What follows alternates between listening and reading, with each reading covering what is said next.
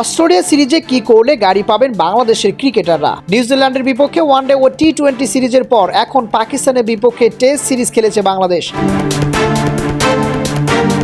এই সিরিজগুলোতে মাঠের এক পাশে দেখা গেছে মোটর বাইক। এটি সিরিজের সেরা খেলোয়াড়দের পুরস্কার। পাকিস্তানের বিপক্ষে টি-20 সিরিজের সেরা খেলোয়াড় হয়ে বাইক পেয়েছিলেন পেসার শরীফুল ইসলাম। পাকিস্তানের বিপক্ষে চলমান টেস্ট সিরিজে কে এই পুরস্কার পাবেন তা এখনও ঠিক হয়নি। আগামী মাসে অস্ট্রেলিয়ার বিপক্ষে ওয়ানডে ও টি-20 সিরিজের জন্য অবশ্যই হাতছানি দিচ্ছে আরও বড় পুরস্কার। দুই পুরস্কার মিলিয়ে বাংলাদেশের মোস্ট ভ্যালুয়েবল প্লেয়ারের জন্য থাকবে একটি গাড়ি।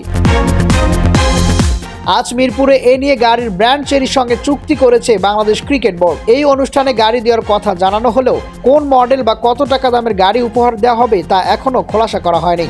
অনুষ্ঠানে বিসিবির অ্যাডহক কমিটির সভাপতি তামিম ইকবাল স্মৃতিচারণ করে বলেন, 2005 সালে জিম্বাবুয়ের বিপক্ষে নিজেদের ইতিহাসের প্রথম টেস্ট জিতেছেন বাংলাদেশ ক্রিকেট দল। তার ভাই ও জাতীয় দলের সাবেক ক্রিকেটার নাফিস ইকবাল তখন পুরস্কার হিসেবে গাড়ি পেয়েছিলেন। 2010 সালে নিউজিল্যান্ডের বিপক্ষে 4-0 ব্যবধানে সিরিজ জেতার পর গাড়ি পেয়েছিলেন তখনকার ভারপ্রাপ্ত অধিনায়ক সাকিব আল হাসান। পুরস্কার হিসেবে গাড়ির সংস্কৃতি ফিরিয়ে আনায় ক্রিকেটার রোমাঞ্চিত থাকবে বলে বিশ্বাস করেন তামিম ইকবাল। এটা আমার জন্য গর্বের বিষয়। এরকম বড় বড় কোম্পানি যত বাংলাদেশ ক্রিকেটের সঙ্গে যুক্ত হতে শুরু হবে সেটা আমাদের ক্রিকেটের জন্য ভালো, আমাদের ক্রিকেটারদেরও একটা প্রাণপণ্য দেওয়া কোনো সিরিজে ভালো করার জন্য।